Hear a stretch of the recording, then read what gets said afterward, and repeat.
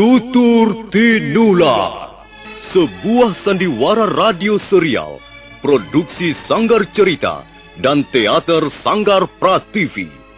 Sebuah kisah dengan latar belakang sejarah runtuhnya Singasari dan berdirinya Kerajaan Majapahit.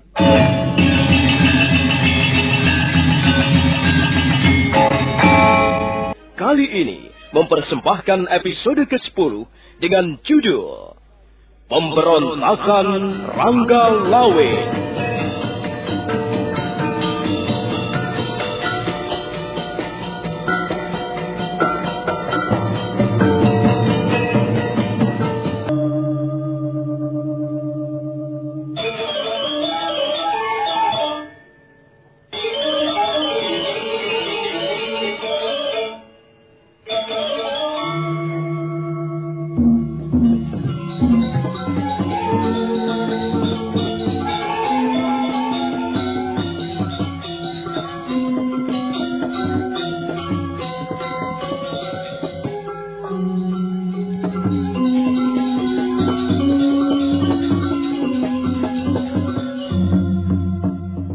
Sang Gramawijaya dan Arya Wiraraja tengah berbincang-bincang tentang berbagai hal di ruangan pribadi Raja Kediri.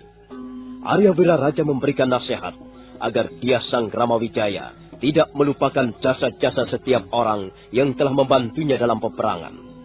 Kemenangan Majapahit telah meminta banyak korban. Ribuan jiwa manusia melayang. Darah suci, darah para pahlawan sejati telah ditumpahkan. Ketika mereka tengah sibuk berbicara, Lembu Sora dan Rangga Lawe datang menghadap. Saya ingin tahu bagaimana perkembangannya, Paman. Semua orang masih sibuk bekerja membersihkan alun-alun, Gusti. Bahkan warga kota Kediri turun tangan. Mereka membantu mengangkati mayat-mayat yang bergelimpangan dan membersihkan ceceran-ceceran darah. Mereka yang meninggal sebagai akibat korban perang harus segera dikuburkan dengan baik, Paman. Sekalipun dia prajurit musuh, dia juga harus dikuburkan dengan secara baik. Baik, Gusti. Kami semua akan mengikuti segala perintah Gusti Sang Gramawijaya. Nah, sekarang aku akan memberimu tugas, Ranggalawi. Baik, Gusti. Tugas apa yang harus hamba laksanakan? Kau kutunjuk sebagai pimpinan untuk mengatur segala sesuatu yang menyangkut harta kekayaan Istana Kediri. Pilih beberapa orang yang bisa dipercaya untuk menghitung jumlah kekayaan Istana Kediri. Lalu, kumpulkanlah semua harta kekayaan Istana Kediri itu. Dan sisakanlah barang-barang 1/10 bagian. Sedangkan yang 1/9/10 bagian akan kita bawa ke Majapahit. Baik, Gusti. Hamba siap menjalankan perintah Gusti. Paman Lembu Sora. Iya, Gusti. Besok pagi-pagi sekali, aku ingin mengadakan pertemuan penting di Balai Paseban Agung. Tolong kumpulkan para tokoh Majapahit dan orang-orang yang menjadi kepercayaan kita. Baik, Gusti. Hamba siap menjalankan perintah.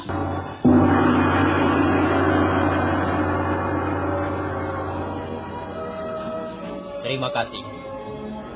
Rupanya kita semuanya sudah berkumpul. Semuanya sudah lengkap hadir. Sekarang saya ingin mendapatkan laporan tentang perkembangan Istana Kediri setelah pertempuran melawan bala tentara Tartar selesai. Barangkali Paman Lembu Sora dapat memberikan sedikit penjelasan. Ampun, Gusti. Semua tugas yang Gusti limpahkan kepada kami sudah berhasil kami laksanakan dengan sebaik-baiknya. Alun-alun Istana Kediri sudah kami bersihkan. Dan mereka yang menjadi korban perang sudah kami kuburkan dengan semestinya. Baik itu prajurit Majapahit, prajurit-prajurit Tartar, ataupun para warga desa biasa. Sedangkan bagi mereka yang menderita luka-luka berat, sekarang ini sedang dalam perawatan. Bagaimana dengan suasana kota Kediri pada umumnya, Paman Lembu Sora? Suasana kota Kediri sudah menjadi aman dan tertib, Gusti. Seluruh warga kota nampaknya cukup merasa gembira dan lega karena perang sudah selesai. Baiklah, Paman. Terima kasih atas penjelasan Paman. Sekarang saya ingin mendengar penjelasan dari Ranggalawi. Bagaimana dengan tugas-tugasmu, Ranggalawi? Ampun, Gusti. Hamba sudah menghitung seluruh kekayaan yang dimiliki Istana Kediri. Semua barang-barang itu kami kumpulkan di dalam puri kecil di samping istana, Gusti. Harta kekayaan itu harus kau pisahkan 1/10 bagian, Ranggalawi. Sudah, Gusti. Yang 1/10 bagian sudah kami pisahkan. Dan kami tempatkan di ruangan dalam istana. Bagus. Nanti yang 9/10 bagian harus segera kau naikkan ke atas gerobak. Dan barang-barang itu akan kita bawa ke Majapahit. Dengan kekayaan itulah nanti kita akan meneruskan pembangunan Majapahit. Baik, Gusti. Hamba siap melaksanakan perintah. Kita sudah hampir 7 hari lamanya berada di Istana Kediri. Saya bermaksud untuk secepatnya kembali ke Majapahit. Karena itu, saya harap semuanya mengadakan persiapan untuk kembali ke Majapahit. Tapi Istana Kediri tidak perlu dikosongkan. Biarlah beberapa ratus orang prajurit Majapahit tinggal untuk menjaga keamanan kota. Di samping itu, saya akan menunjuk 3 orang untuk menjadi wakil saya di Kediri. Sebab setelah Majapahit nanti berdiri menjadi sebuah kerajaan, maka Kediri akan menjadi kota kedua setelah Majapahit. Coba Empu Pamor, Empu Tipa, dan Empu Rakat maju ke depan. Empu Pamor, Empu Rakat, dan Empu Tipa adalah juga orang-orang kepercayaan Dyah Sanggramawijaya semenjak mereka masih berkumpul di Istana Singasari. Mereka bertiga segera maju ke depan. Empu Pamor, Empu Rakat, dan Empu Tipa. Ya, Gusti. Kalian bertiga kutugaskan untuk menjadi wakil saya di Istana Kediri. Segala sesuatu yang menyangkut mengenai ketertiban, keamanan, dan pemerintahan kota Kediri berada di tangan kalian bertiga. Tapi kota Kediri tidak boleh terputus sama sekali dengan Majapahit. Kalian bertiga setiap saat harus datang ke Majapahit untuk memberikan laporan segala sesuatunya mengenai Kediri. Baik, Gusti. Nah, saya kira sudah cukup. Saya harap segala sesuatu yang kita rencanakan berjalan dengan baik. Saya harap kita semua menjalankan tugas kita dengan baik. Sekarang, saya ingin minta pendapat Tuan Arya Wiraraja. Bagaimana, Tuan? Apakah sebaiknya kita berangkat secepatnya ke Majapahit? Ampun, Gusti. Hamba kira memang sebaiknya Gusti segera kembali ke Padukuhan Majapahit. Selanjutnya Gusti tinggal memusatkan perhatian pada pembangunan Majapahit. Selama ini pertumbuhan Majapahit sangat tersendat karena tekanan pemerintahan Kediri. Dan sekarang Gusti dapat dengan leluasa meneruskan pembangunan Majapahit tanpa harus mengalami hambatan. Gusti harus menggunakan kesempatan ini sebaik-baiknya. Baiklah, Tuan. Terima kasih atas nasihat Tuan. Nah, saya kira kita harus segera bekerja sesuai dengan pembagian tugas masing-masing. Maka demikianlah, pada pagi hari berikutnya, sebelum fajar menyingsing, Dyah Sanggramawijaya berikut orang-orang kepercayaannya dan para prajurit Majapahit, juga warga desa biasa yang jumlahnya sekitar 4.000 orang, berangkat meninggalkan alun-alun istana. Di sepanjang perjalanan, mereka mendapat sambutan hangat dari warga kota Kediri.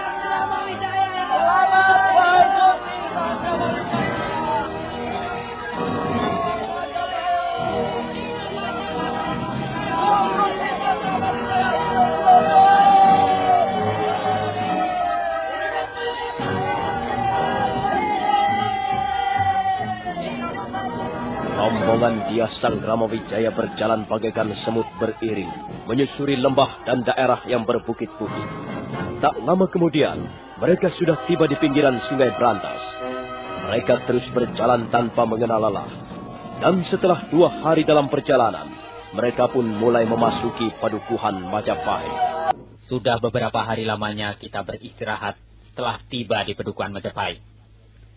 Saya kira sebaiknya kita mulai bekerja. Bukankah begitu, Tuan Arya Wiraraja? Benar, Gusti. Gusti harus segera bekerja membangun Majapahit. Lahan-lahan pertanian harus ditambah jumlahnya. Di samping juga Gusti harus membangun sebuah istana yang merupakan tempat Gusti bersemayam.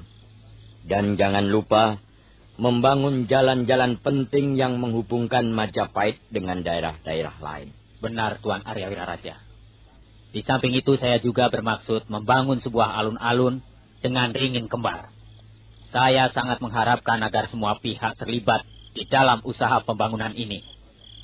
Semua harus saeko proyok. Satu kata, satu hati dan satu perbuatan. Semuanya harus bekerja dengan penuh semangat demi Majapahit yang kita cintai. Paman Lembusora, Paman Nambi, Paman Ramapati, Ronggolawi, Kebu Anabrang, Rapodang dan Rawuridan, serta Rekian Demungwira, Rakai Mandana. Semuanya saja yang merupakan tokoh-tokoh Majapahit harus dapat memimpin mereka yang bekerja, agar pembangunan Majapahit segera bisa dirampungkan dalam waktu yang tidak terlalu lama. Nah, saya kira mulai besok pagi kita sudah bisa bekerja. Pohon-pohon harus ditebang, lahan-lahan pertanian dibuka, alun-alun harus segera digelar, dan benteng harus didirikan. Ringin kembar harus ditanam di depan pintu gerbang. Kemudian, jalan-jalan harus dibuka, agar supaya Majapahit jangan menjadi daerah yang tidak mempunyai hubungan dengan daerah-daerah lain.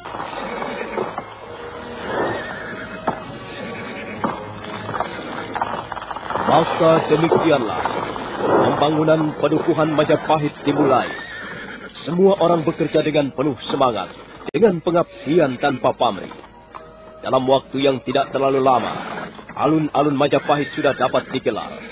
Benteng Majapahit yang tingginya kurang lebih 10 depa dan panjangnya kurang lebih 33 depa sudah berdiri dengan megahnya. Sementara istana kediaman Dyah Sanggramawijaya berdiri dengan megah di tengah-tengah benteng. Atap istana terbuat dari sirap atau kulit kayu, sedangkan dinding-dindingnya terbuat dari papan-papan yang berukiran indah sekali. Lantai terbuat dari papan yang dilapisi tikar pandan. Di belakang istana dibuat paktirtan atau pertamanan yang sangat indah. Sementara beberapa ratus orang yang lain sibuk membuat patung ataupun arca-arca yang dipajang di beberapa tempat. Sementara itu, beberapa ratus orang yang lain sibuk menebang pohon untuk membuat jalan. Maka jalan baru pun dibuka. Jalan baru itu menghubungkan antara Majapahit ke kota Tuban, ke kota Lamajang, dan ke kota Daha. 3 jalan utama itulah nanti yang akan menjadi urat nadi pemerintahan Majapahit, menjadikan urat nadi perdagangan di seluruh Jawa Timur.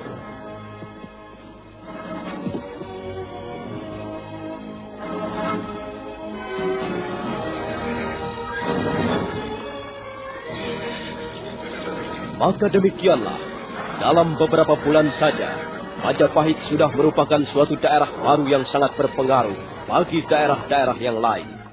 Majapahit seolah-olah merupakan sebuah negeri indah yang tiba-tiba muncul dari tengah-tengah hutan tarik. Sebuah mutiara indah yang berkilauan, yang seolah-olah jatuh dari atas langit, dari istana para dewa di Kahyangan.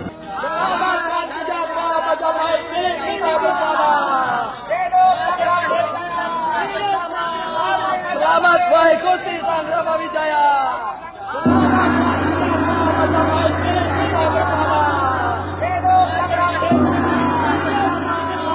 Selamat wahai Gusti Sanggramawijaya.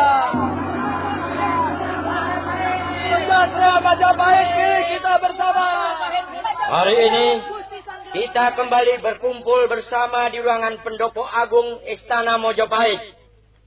Hari ini kita berkumpul untuk mensyukuri karunia para dewa, bahwa akhirnya Majapahit dapat kita dirikan bersama-sama. Sekarang telah berdiri negeri yang bernama Majapahit, dan kita sebagai rakyat Majapahit harus berjuang membela harga diri dan martabat negeri kita untuk selama-lamanya. Kita harus pertaruhkan untuk nama dan kebesaran negeri kita. Di samping itu, kita juga harus menjaga nama baik Gusti Sanggramawijaya, pemimpin kita yang agung, panutan, dan pedoman kita bersama dalam meniti sejarah Majapahit. Hari ini adalah hari yang benar-benar bersejarah. Pada hari inilah Gusti Sanggramawijaya akan ditabalkan menjadi Raja Majapahit yang pertama.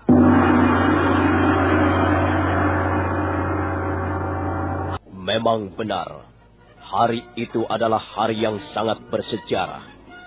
Setelah pembangunan Majapahit selesai, maka Dyah Sanggramawijaya, putra Dyah Lembutal, menantu dari almarhum Sang Prabu Kertanegara, ditabalkan atau dinobatkan menjadi Raja Majapahit yang pertama. Gusti Sanggramawijaya!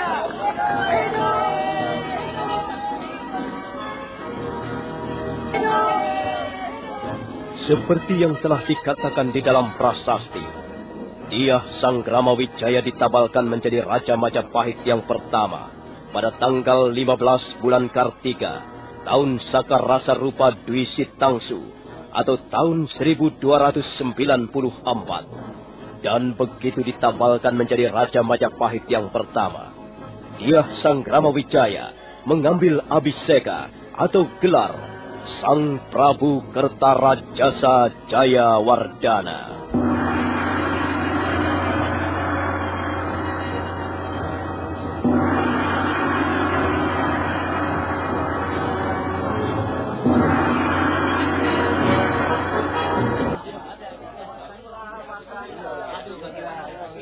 Dengan ini, kupanjatkan puji syukur kehadapan para dewa yang menguasai seluruh kehidupan di muka bumi ini.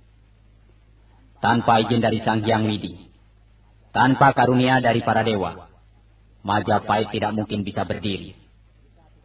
Karena itu, kita tidak boleh lupa daratan. Kita tidak boleh mabuk kemenangan dan keberhasilan. Kita harus tetap ingat. Kita harus tetap eling bahwa apa yang bisa kita miliki ini sebenarnya hanyalah merupakan barang pinjaman belaka. Keberhasilan tanpa disertai kerendahan hati suatu saat pasti akan membawa kehancuran. Karena itu, kita tidak boleh henti-hentinya mengucapkan puji syukur kepada penguasa jagat raya ini. Dan kita harus selalu minta petunjuk dan penerangan darinya sebelum menentukan langkah-langkah berikutnya.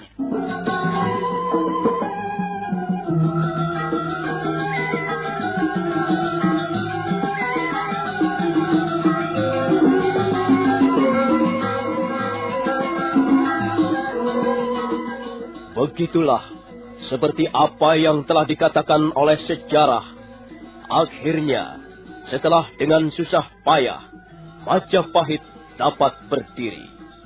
Nah, bagaimanakah kisah selanjutnya? Apakah yang akan dialami oleh Majapahit yang baru saja berdiri, bagaikan seorang bocah yang baru bisa merangkak? Peristiwa apa sajakah yang akan dialami oleh Majapahit? Saudara pendengar, silakan menunggu seri berikutnya. Sampai jumpa.